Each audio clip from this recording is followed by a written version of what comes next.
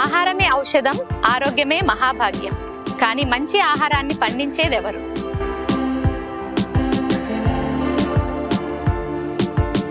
రసాయన వ్యవసాయానికి స్వస్తి పలుకుదాం, సేంద్రియ వ్యవసాయానికి పునాదులు వేద్దాం.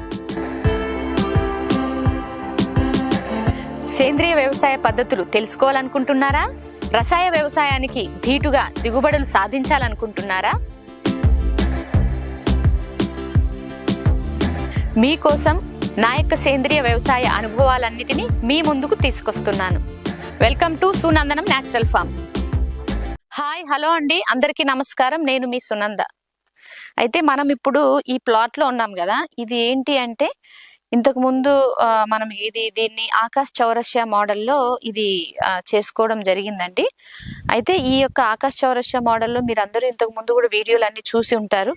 అయితే ఈ బిట్టుని మీకు స్టెప్ బై స్టెప్ అన్ని చూపిస్తాను. ఇక్కడ ఆకాశ్ చౌరస్యా మోడల్లో ఏంటి అంటే 1 ఎకరం ఉన్నా కానీ రైతుకి ఏ విధంగా ఎలా నిరంతరం ఆదాయం తీసుకోవచ్చు, ఒకదాని తర్వాత ఒకటి multi layer multi layer and multi crops ఏ విధంగా వేసుకోవచ్చు, ప్లస్ ప్రతిరోజు తన పొలంలోనే రైతుకు పని ఉండేటట్టు డిజైన్ చేసినటువంటి డిజైన్ ఆకాశ్ చౌరస్యా గారు. ఇక్కడ ఏంటి అంటే దీంట్లో మనము ఎటు చూసి పందిరేసుకుంటాం.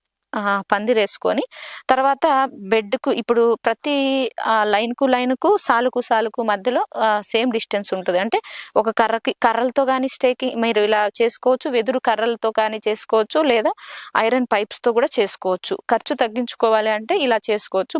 దీనికన్నా మీకు నమ్మకం వస్తే ఐరన్ పైప్ తో వేసుకోవచ్చు, అది స్టాండర్డ్ గా ఉంటుంది. అయితే ఏంటంటే ఇక్కడ మనకు ఇప్పుడు ఈ కర్రకు ఎంత డిస్టెన్స్ ఉందో 4 నుంచి 5 ఫీట్ల వరకు పెట్టుకోవచ్చు అండి. అంతే డిస్టెన్స్ ఈ సాలుకు మధ్యలో కూడా ఈ లైన్ కి మధ్య కూడా అంతే డిస్టెన్స్ కర్రలు మనం నాటుకున్న తర్వాత ఏంటి అంటే ఈ మోడల్ ఏంటంటే పైన నాటుకున్నాక ఈ యొక్క జియో వైర్ తోటి మనం పందిర్లాగా అల్లుకోవాల్సి ఉంటుంది. ఇక్కడ జియో వైర్ కనిపిస్తుంది కదండి, ఈ వైర్ తోటి పైన పందిరి కూరగాయల కోసం ఇలా వేసుకోవాల్సి ఉంటుంది ఈ కర్రల సపోర్టుతో. ఇలా ఎందుకు వేసుకోవాలి ఏంటి, తర్వాత వచ్చేసి మనకు ఎంత ప్లాటింగ్ అయితే తీసుకుంటామో అంత ప్లాటింగ్ కి చుట్టూ వచ్చేసి గ్రీన్ షేడ్ నెట్ కానీ, లేదా మీ దగ్గర పాతవి పనికిరాని చీరలు లేదా క్లాత్ బట్టలు అలా ఉన్న వాటితో కుట్టించుకొని అలా అయినా మీరు చేసుకోవచ్చు. ఇది దేనికోసమో కూడా చెప్తాను. ఒక 5 ఫీట్ హైట్ వరకు అలా చుట్టూ ఈ బిట్టు ఎంతవరకు అయితే వేసుకుంటున్నామో అంత బిట్టు ఒక 5 ఫీట్లు చుట్టూ మనం కట్టుకున్నట్లయితే ఇది ప్రధానంగా దేనికోసము అంటే వీడ్ కంట్రోల్. అంటే మనకు ఆ గడ్డి గింజలు అవి ఇవి గాలి ద్వారా వస్తాయి, నీళ్ళ ద్వారా ఇట్లా పారుతాయి కదా, అవన్నీ కంట్రోల్ చేయడం కోసం. ప్లస్ మళ్ళా మనకు ఎండాకాలంలో చలికాలంలో ఆ యొక్క వేడి గాలుల్ని చల్లగాలుల్ని కూడా కొంచెం వరకు కంట్రోల్ చేయడం కోసం. తర్వాత మనం ఇక్కడ పందిర్లు వేసుకున్నాం కదా, పందిర్లు వచ్చేసి మెయిన్ గా తీగజాతి కూరగాయలు అల్లించుకోవడం కోసం. అయితే ఇక్కడ కింద నుంచి చెప్తాను. ఫర్ ఎగ్జాంపుల్ ఇక్కడ మనం బెడ్స్ చేసుకుంటామండి. ఇలా బెడ్లు మనం ఏది చేసినా ఎప్పుడైనా ఈ బెడ్ చేసుకున్నప్పుడు ఈ యొక్క బెడ్ ఉంది కదండి, బెడ్ మట్టి, దీని లోపల ఇలాంటి అల్లం గాని పసుపు గాని అలాంటి గడ్డలు ఈ మట్టి లోపల నాటేసుకోవాలి. మొదటగా దీంట్లో నాటుకునేటప్పుడు ఈ యొక్క గడ్డ జాతివి దుంప జాతివి అన్నవి దీని లోపల నాటుకోవాలి. నాటుకున్నాక పైన వచ్చేసి ఆకుకూర విత్తనాలు వేసుకోవాలి. ఈ బెడ్ పైన ఆకుకూర విత్తనాలు చల్లేసుకోవాలి. మళ్ళీ చల్లేసుకున్నాక మనం ఈ బెడ్ పైన కూరగాయ మొక్కలు గాని లేక విత్తనాలు నాటుకోవాల్సి ఉంటుంది. కూరగాయ మొక్కలు నాటుకోవాలి, లైక్ టొమాటో, వంకాయ, మిర్చి అలాంటి మొక్కలు నాటుకోవాలి.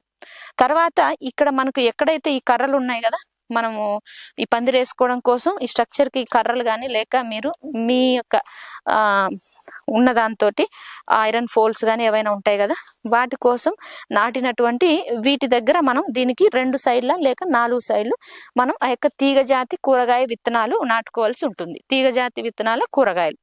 ఇప్పుడు ఏమైతుంది మనకు మొదటగా తర్వాత డ్రిప్ అరేంజ్ చేసుకుంటాం. దీని మీద డ్రిప్ అరేంజ్ చేసుకుంటాం. అయితే ఎట్లా అంటే ఫస్ట్ మొదటగా మనం వాటర్ పెడతా ఉంటే మనకు 20 డేస్ మంచిగా బలం ఇచ్చి 15 to 20 days లో మనకు ఒక్కొక్క ఆకుకూర పైన మొలుస్తుంది. ఆకుకూర పంటను మనం తీస్తాం.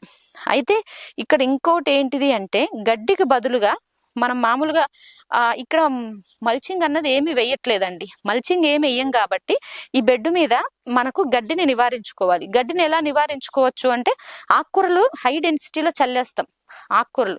సో గడ్డి పెరిగే బదులు, గడ్డి వచ్చే బదులు ఆకుకూరలు పెరుగుతాయి, ఆకుకూరలు వస్తాయి.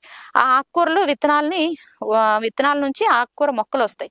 ఆ మొక్కల్ని మనకు కరెక్ట్ గా హార్వెస్ట్ చేసే టైంకి వేర్లతోటి తీస్తాం, వేర్లతోటి మనం హార్వెస్ట్ చేస్తాం. అప్పుడు ఏమైతుంది అంటే ఆ మట్టి అంతా లూజ్ అవుతుంది, మనం తవ్వినట్లయితుంది, ఆ కూరగాయ మొక్కలకి వాటికి ఎయిరేషన్ జరుగుతుంది. ఇవి మనం హార్వెస్ట్ చేసే టైంకి లోపల పెట్టినటువంటి పసుపు అయితే గానీ లేదా అల్లం గానీ అలాంటివి దుంపజాతి పెట్టుకున్నవి అప్పుడు మనకు స్ప్రౌటింగ్ వస్తాయి, మొలకన్నది వస్తాయి ఆకుకూర విత్తనాలు తీసేసిన తర్వాత ఏంటిది, తర్వాత ఆ టైంకి ఈ తీగ జాతి కూడా తీగ వేసుకొని అల్లుకొని పైకి వెళ్తుంది. అప్పటికి మళ్ళీ ఇక్కడ ఉన్నటువంటి కూరగాయలు మనకు హార్వెస్ట్ అనేది స్టార్ట్ అవుతుంది. టొమాటో అలాంటి 45 నుంచి అంటే 60 డేస్ వరకు మనకు టొమాటోలు, మిర్చి అన్నది స్టార్ట్ అవుతుంది, వంకాయ లాంటివి. అప్పుడు అవి హార్వెస్ట్ చేసుకుంటాం. ఫస్ట్ ఆకుకూరలు వస్తాయి, తర్వాత కూరగాయల కన్నా ముందు మనకు అదే తీగజాతి కూరగాయలు స్టార్ట్ అవుతాయి. తీగజాతి కూరగాయలు అయినాక కూరగాయలు, తర్వాత లాస్ట్కి ఇంకా దుంప జాతివి కింద ఉండిపోతాయి, అవి లాస్ట్కి వస్తాయి. ఈ విధంగా మనం 1 2 3 4 5 రకాలన్నవి పంటలు మనం ఒకే దాంట్లో వేసుకోవచ్చు. బట్ నిరంతరం రైతుకి పని ఉంటది ఈ మోడల్లో. ఇదే అండి మీకు మళ్ళీ వేసిన తర్వాత ఇప్పుడైతే ఈ విధంగా బెడ్స్ చేసుకొని డ్రిప్ పైప్ పరుచుకోవడం జరుగుతుంది. ఆ రైతుకి కొంచెం లాభదాయకంగా ఉంటుంది. మల్టీ క్రాప్ ఇప్పుడు చూడండి, మీరు ఆకుకూరలు ఒక దగ్గర వేయాలి, కూరగాయలు ఒక దగ్గర వేయాలి, దుంపలు ఒక దగ్గర వేయాలి, తీగ జాతి ఒక దగ్గర వేయాలి. అంటే 4-5 ప్లేసులు, ఇంత ప్లేసులు కావాలి, దీనికి 4 రెట్లు కావాలి. బట్ మనం ఇక్కడ ఏంటంటే ఇలాంటివి 4 ప్లేసెస్ లో పండించేవన్నీ ఒకే ప్లేస్ లో, అంటే ఒకటే భూమి, అన్ని రకాల కూరగాయలు ఒకే దాంట్లో పండించుకోవచ్చు అన్నట్టు. సో ఈ మోడల్ ని ఆకాష్ చౌరస్య గారు చాలా బాగా డిజైన్ చేశారు.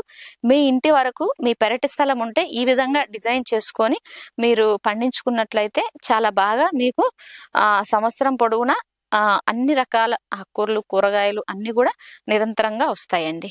Okay, thank you.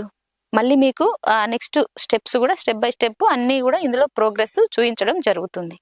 వీడియో నచ్చినట్లయితే లైక్ చేసి షేర్ చేయండి. తెలియని వాళ్ళకు ఈ ఇన్ఫర్మేషన్ కోసం షేర్ చేయగలరు తప్పకుండా. థ్యాంక్ యూ అండి. మా సేంద్రియ వ్యవసాయ పద్ధతులు మీకు నచ్చినట్లయితే లైక్ చేయండి, షేర్ చేయండి. ప్రతి ఒక్కరం సేంద్రియం వైపు బాటలు వేద్దాం. Thank you.